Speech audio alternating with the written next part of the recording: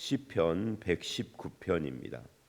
119편 1절부터 16절까지입니다. 오늘부터 우리가 시편 119편을 계속해서 보게 될 텐데요. 시편 119편은 한 장이지만 굉장히 길어요.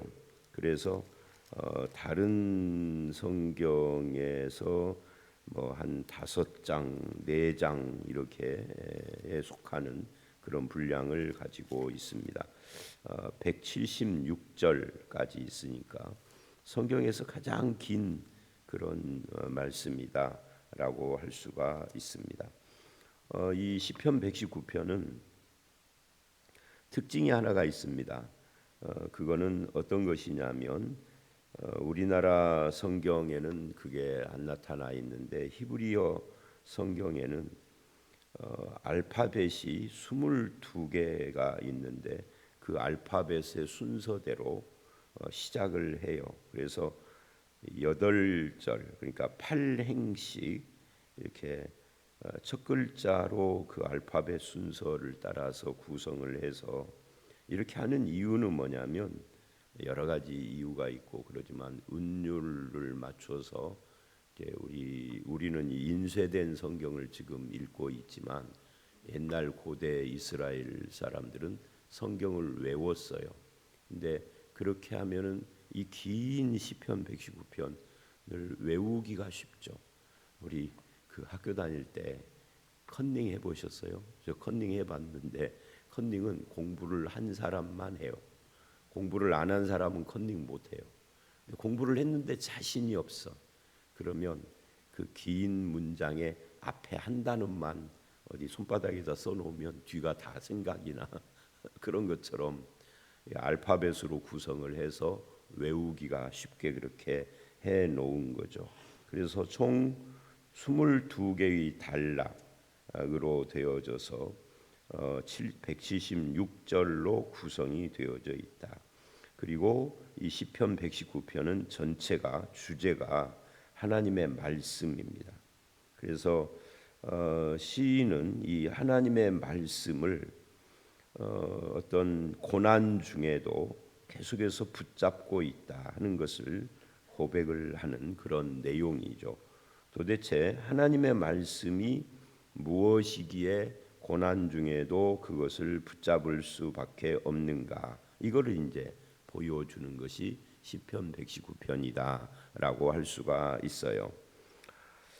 자, 이건 이제 서론이고요. 그래서 시편 119편은 알파벳 순서로 되어 있는데 8절씩 이렇게 묶어져 있다. 그래서 우리가 16절까지 읽었는데 이 오늘 읽은 말씀은 둘로 구성되어 있는 거겠죠. 1절로 8절, 9절로 16절. 1절로 8절은 주제를 이야기를 하면 말씀을 따라 행하는 자들의 복입니다.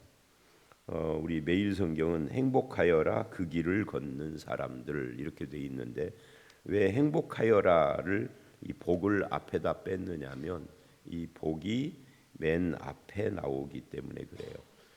우리가 시편을 저는 이 시편을 매일 성경 묵상으로 새벽에는 하지만 주일 설교나 수요일 설교는 안 했잖아요.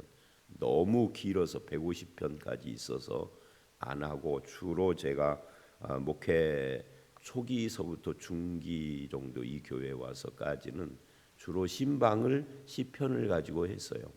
그러겠다고 선언을 했어요. 주일 낮 설교는 않고. 근데 사실은 할 수만 있으면 시편이 굉장히 은혜스러운 그런 말씀들이 많고 할 수만 있으면은 이 시편을 많이 읽는 것도 좋아요. 제가 젊었을 때 한국 교회 목사님들이나 성도님들이 그 일삼주오 하루에 성경 3장 읽고 주일날은 5장 읽는다. 뭐 이런 운동도 있었고 그러면 1년에 한 번 읽는다는 거예요. 또 매일 잠언서를 하루에 한 장씩 읽는다. 이런 분들도 있어요. 근데 저는 잠언보다는 사실은 시편을 많이 읽는 것이 신앙에 도움이 많이 된다. 그렇게 생각을 해요. 시편은 온갖 하나님에 대한 표현과 함께 인간이 겪는 여러 가지 일들이 나오고 그것을 어떻게 신앙으로 승화를 시키는가 하는 것을 알 수가 있어요. 그래서 다윗의 시가 굉장히 많은데 시편에는 다윗은 평생 고난을 당했잖아요. 쫓겨다니고 또 왕이 된 뒤에도 사람들에게 계속해서 욕을 먹기도 하고 다윗을 반대하는 사람들 심지어 아들의 반역을 당하기도 하고 하면서 당하는 여러 고난, 수모 그리고 뒷담화 또는 욕 도망다니면서 생기는 목숨의 위기 이런 것들을 어떻게 받아들였는가 어떤 그 아픔이 있는데 그거를 어떻게 하나님 앞에서 해결을 해가는가 하는 것을 보여주는 것이 굉장히 많아서 시편은 자주 읽는 것이 좋다 이렇게 생각을 합니다. 자, 그런데 이제 시편을 그렇게 자주 읽는다 치고 그리고 시편을 먼저 딱 열면은 시편 1편이 나와요. 그 시편 1편은 어떤 주제인지 대부분의 기독교인들이 다 압니다. 시편에서 다른 데는 몰라도 시편의 두 군데는 기독교인들이 아주 잘 알죠. 그게 시편 1편과 시편 23편이에요. 23편은 목자이신 하나님에 대한 이야기니까 아주 은혜스러운 그런 말씀이라서 자주 인용을 하죠. 근데 시편 1편은 복 있는 사람은으로 시작을 해요. 오늘 이 시편 119편이 복이 있도다 행복하여라 하고 시작하는 거고 같은 거죠.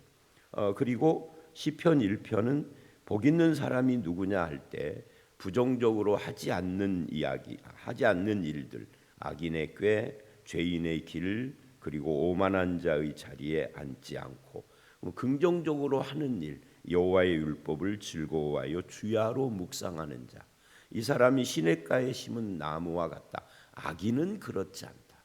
악인은 뭐예요? 부정적으로 악인의 꾀를 따르고 죄인의 길을 내서고 오만한 자의 자리에 앉고 여호와의 말씀을 주야로 묵상 안 하고 이게 악인이다 그 말이에요. 이것이 이제 마태복음이나 누가복음에 보면은 반석 위에 세운 집, 모래 위에 세운 집하고도 연결이 됩니다.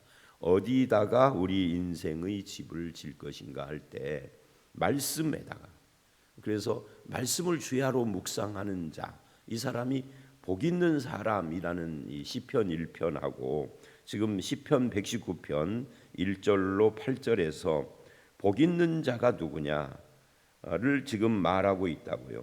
그 복 있는 자는 여기서 말하는 복이 있으며는 여러분 매일 성경 오른쪽 맨 끝에 초록색으로 설명되어 있는 것처럼 이것이 축복이 아니라 행복을 말하는 거예요. 마태복음 5장의 산상보훈의 팔복도 행복입니다. 축복이 아니고 행복한 사람, 가진 거 하나도 없고 마음이 행복한 사람, 세상적으로 무명한 자지만 마음이 행복한 사람, 천국을 소유한 사람이다. 이렇게 이야기를 하는 것처럼 여기서도 누가 행복한 사람이냐?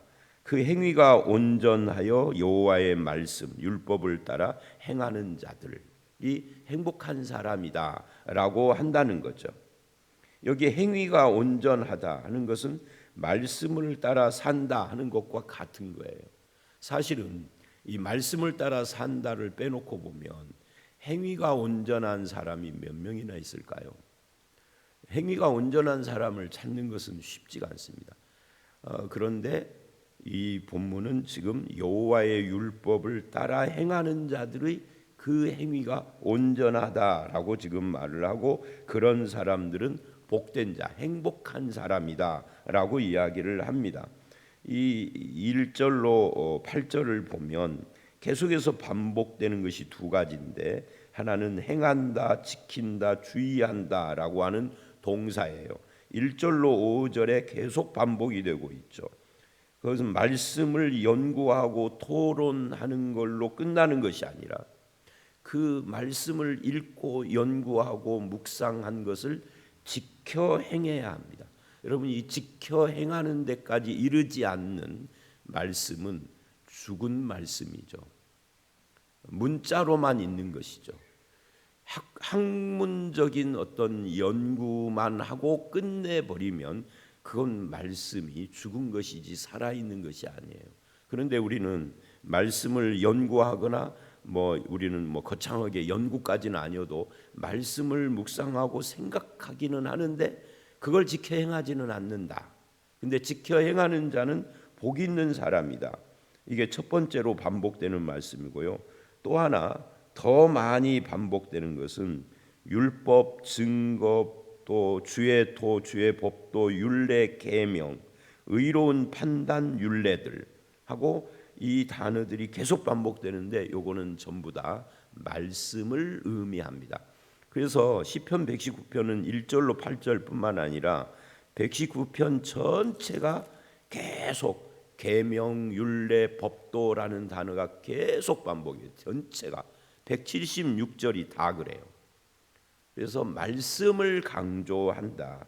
그래서 말씀과 행함, 말씀과 지킴, 말씀과 주의함, 말씀과 읊조림 이런 것들이 계속 연결이 되는 거예요. 나중에 15절에 보면은 주의 율례들을 즐거워하여 주의 말씀을 16절은 즐거워하고 있지 않고 15절을 보면 작은 소리로 읊조린다는데 이 읊조린다는 것이 묵상, 말씀을 묵상한다.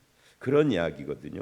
다시 1절로 8절을 오면은 그래서 이게 1절로 5절에 계속 행하는 자 또 2절 증거들을 지키고 전심으로 여호와를 구하는 자 말씀을 지키고 여호와를 구한다. 여호와를 구한다. 이거를 기도라고 한다면 말씀과 기도가 결합이 돼야 한다. 한쪽만 있으면 안 돼요.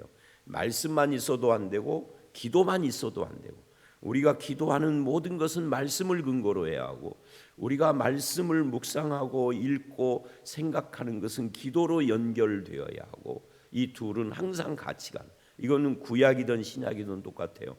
디모데전서 4장을 보면 우리가 어떻게 거룩해지느냐 할 때 말씀과 기도로 거룩하여짐이라. 금식을 하고 금욕을 해서 되는 것이 아니고요. 외모를 바리새인처럼 거룩한 척 꾸며서 되는 것이 아니고 말씀과 기도로 거룩하여지는 것이다. 그래서 성도는 말씀을 읽고 묵상하고 그것을 기도하고 그리고 마지막 세 번째는 지켜 행함으로써 성도의 삶을 사는 것인데 이 사람은 행복한 사람이라는 거예요. 여러분 새벽에 뭐하러 나오십니까? 말씀 듣고 기도하러 나오죠. 우리는 지금 이걸 매일 하고 있는 거예요. 그러면 이거를 지켜 행하기까지 오늘 말씀 묵상하고 듣고 한 것을 지켜 행하는 것까지 해야 하는데 그렇게 한다 치고 여러분 행복하십니까? 이건 물어봐야 돼요. 내가 말씀을 듣고 기도하고 이거를 따르고 행하는 삶을 살기에 행복합니다. 돈이 있어야 행복합니다. 사람들이 나를 알아줘야 행복합니다. 내 인기가 높아져야 행복합니다. 그거는 이 하나님의 백성들의 행복이 아닌 거죠. 또 거기 3절 참으로 그들은 불의를 행하지 않고 주의 도를 행한다. 불의를 행함과 주의 도를 행함과 불의라는 게 뭐예요? 의롭지 않음을 이제 세상에서 말하는 불의와 성경이 말하는 불의는 달라요. 성경이 말하는 불의는 주의 도를 행하지 않는 거예요. 말씀이 주의 도로 표현이 됐다라는 것은 불의를 행하는 거고 연결점을 가지고 있는 거죠. 또 4절 주의 명령하사 주께서 명령하사 주의 법도를 잘 지키게 하셨나이다. 계속 행한다 지킨다가 반복돼요. 내 길을 굳게 정하사 주의 율례를 지키게 하소서. 5절. 그러니까 이 말씀은 주님의 말씀 율례가 그냥 나오고 분리되어 있는 어떤 말씀이 아니라 나의 길하고 관계가 돼. 길이라는 게 뭐죠? 인생길이에요. 내가 살아가는 인생길 이것을 굳게 정하사 뭘 결심했다는 거예요? 주의 말씀을 지키도록. 근데 그렇게 해 주소서 지금 그러는 거죠. 말씀을 따라서 살기를 굳게 결심하고 있는 시인의 그런 마음을 표현한 겁니다. 자, 1절로 5절까지 계속해서 반복되는 것이 말씀을 지켜 행함이 복이다라는 이야기를 지금 하고 있는 겁니다. 저와 여러분도 그런 복을, 그런 행복이죠. 행복을 누리는 성도들이 되시기를 바랍니다. 6절로 8절, 이 첫 번째 단에서 두 번째 문단에 해당이 되는 거죠. 그래서 이렇게 말을 해요. 그래서 깨달은 것이 있다는 거죠. 말씀을 듣고 지켜 행하는 것이 복이다라고 하는 것을 전제로 하고 깨달은 것이 뭐냐? 6절, 내가 주의 모든 계명 즉 말씀에 주의할 때에는 부끄럽지 않더라. 주의할 때에는, 이 말은 주의하면 그런 이야기죠. 말씀을 주의한다. 내가 무엇인가 어떤 말을 하거나 어떤 행동을 하거나 무엇을 결정을 할 때 성경 말씀이 무엇을, 이런 상황에 무엇을 어떻게 하라고 하는가에 대해서 관심을 기울인다는 거죠. 근데 우리는 어떤 것을 말하고 행동하고 결정을 할 때 그냥 내 감정, 내 생각, 나의 그동안의 인생 살아오면서 쌓아온 경험으로 해버리지, 하나님은 이걸 어떻게 생각을 할까? 이거 고려하지 않아요. 하나님이 이거를 어떻게 보실까는 어떻게 아는 거죠? 기도해 보면 하나님이 귓구멍으로 아무개야 그거는 이거야 하고 들려줍니까? 뭐 특수한 경우에 인생 80, 90을 살면서 한두 번, 두세 번은 그럴 수도 있겠죠. 하나님이 뭐 못하실 분이 아니죠. 그러면 성경 필요 없죠. 그래서 대부분 일반적으로는 하나님의 뜻은 하나님의 말씀에 있는 거예요. 말씀을 깊이 묵상하고 내가 지켜 행하려고 할 때 그런 사람은 이제 하나님의 말씀에 주의를 하게 되는데, 그렇게 하면은 하나님의 뜻이 무엇인지를 알고 그렇게 살면은 부끄럽지 않게 된다. 수모를 당하지 않는다, 그런 이야기죠. 수치스러운 그런 어떤 삶을 살지 않는다는 거죠. 7절, 내가 주의 의로운 판단을 배울 때, 여러분 보세요. 율례와 법도와 증거와 도를 이야기를 하다가 이것을 7절에서는 계명을 이야기하다가 7절에서는 의로운 판단이라고 표현을 했다는 것은 6절하고 연결이 돼요. 그러니까 내가 어떤 말을 할까, 어떤 행동을 할까, 이런 경우에 어떤 결정을 할까, 이런 경우에 어떻게 분별을 해야 할까. 둘이 유사해 보이는데 둘 중 하나는 가짜고 하나는 참이야. 그럴 때 하나님의 말씀은 뭐가 되느냐면 단순히 계명과 율례가 되는 것이 아니라 주님의 판단이 되는 거예요. 나는 분별할 수 있는 실력과 능력이 안 되는데 하나님은 이것을 판단하시는 분이죠. 그래서 말씀을 주목하면은 뭐가 생기는 거예요? 분별력이 생기는 거예요. 분별의 은사라는 말을 우리가 자주 씁니다. 분별의 은사는 말씀과 관계가 되는 겁니다. 하나님의 말씀을 모르면 분별이 안 돼요. 가끔 여러분들이 이런 말 들었을지도 몰라요. 이단 감별사라는 표현. 이단 예방 활동을 하는 사람들을 또 다른 말로 이단 감별사 이렇게 말을 해요. 그런데 재미있는 것은 이단을 판단하고 분별하는 일을 전문적인 직업으로 하는 사람 자체가 이단적 이야기를 할 때도 있어요. 그래서 그것 때문에 비난을 많이 받아요. 여러분 뭐 교단 기독교 신문이나 이런 걸 안 보시니까 그런 것이 별로 뉴스가 안 되는데 그런 일들이 가끔 일어나거든요. 그러니까 무슨 말이냐면 이런 이야기예요. 이단 감별하는 사람은 이단을 분별하는 것이잖아요. 분별의 기준이 성경이어야 하는데 분별의 기준이 성경이 아니야. 자기 생각, 자기 주장, 자기 감정이 돼버려요. 그렇게 되면은 그거는 바른 것이 아닌데 그 주님의 의로운 판단을 배워야 한다. 어디서? 말씀에서. 그때엔 정직한 마음으로 주께 감사하리라. 분별하는 것에 대해서 감사가 나오는 거죠. 그래서 말씀을 통해서 분별을 해요. 많은 분들이 이런 말을 해요. 목사님 성경 공부를 하면 성경 공부할 땐 참 좋은데 성경 공부 끝나고 며칠 지나면 잊어버린대요. 그 제가 농담으로 그렇게 말을 하죠. 집사님, 잊어버려야 저도 먹고 살죠.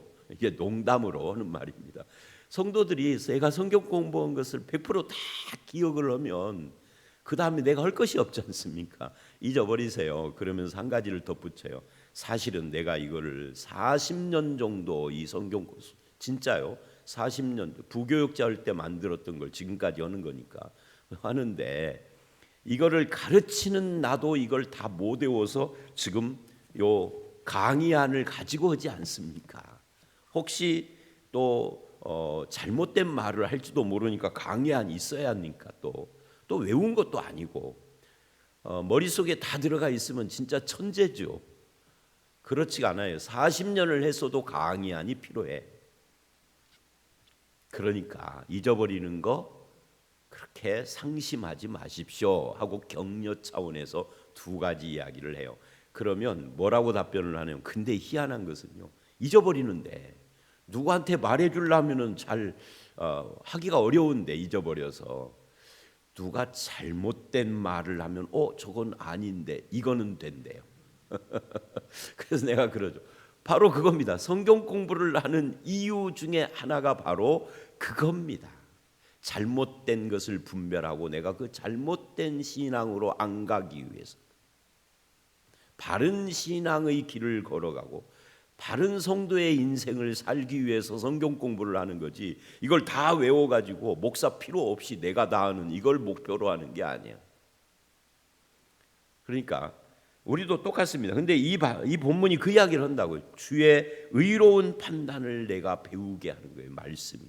그래서 감사하다. 8절 내가 주의 율례를 지키오리니 나를 아주 버리지 마옵소서. 이건 설명 않겠습니다.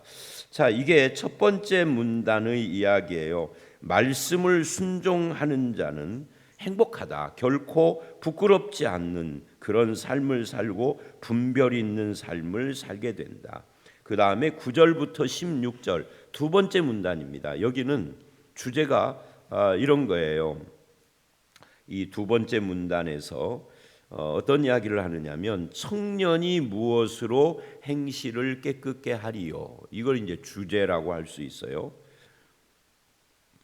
거기 9절로 11절을 보면 질문과 대답입니다. 청년이 무엇으로 그 행실을 깨끗게 하리이까? 이 질문이죠. 대답이 뭐예요? 주의 말씀만 지킬 따름입니다. 대답이 뭐라는 거죠? 하나님의 말씀을 잘 지키면 청년이 그의 행실을 깨끗하게 할 수 있다 하는 거예요.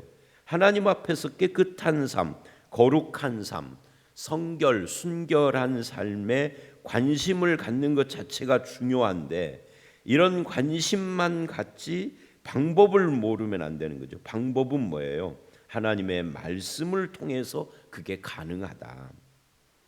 또 10절 내가 전심으로 주를 찾았사오니 주의 계명에서 떠나지 말게 하옵소서.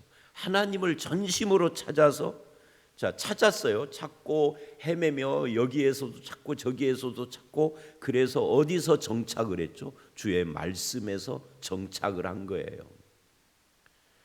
하나님에 대한 그 모든 것은 결국은 말씀으로 돌아와야 되는 것이죠.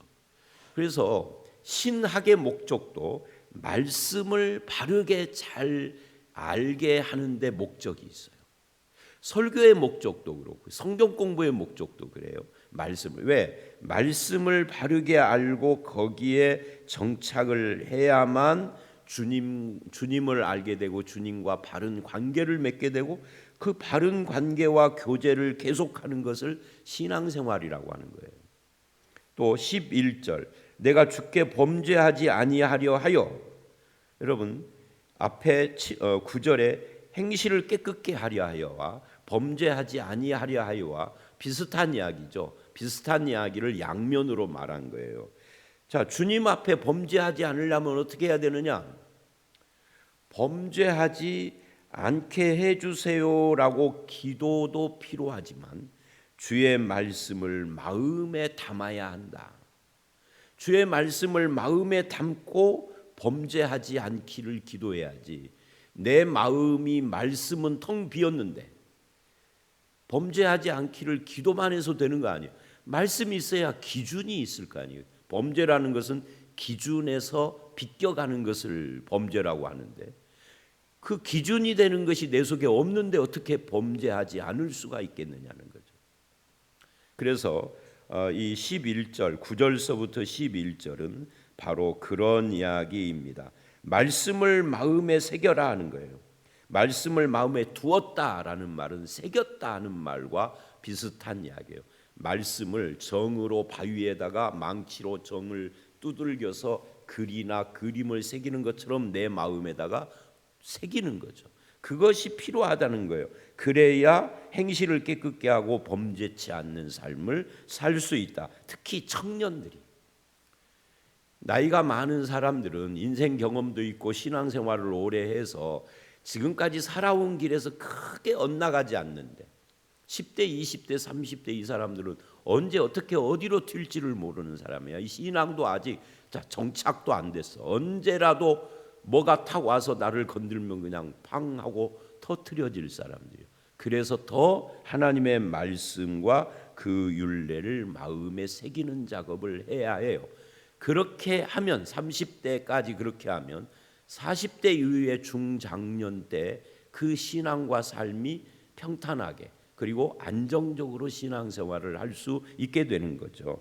12절을 보면 하나님께 간구하는 겁니다. 이제 9절로 11절을 가지고 하나님께 간구해요. 찬송 받으실 주 여호와여 주의 율례를 내게 가르치소서.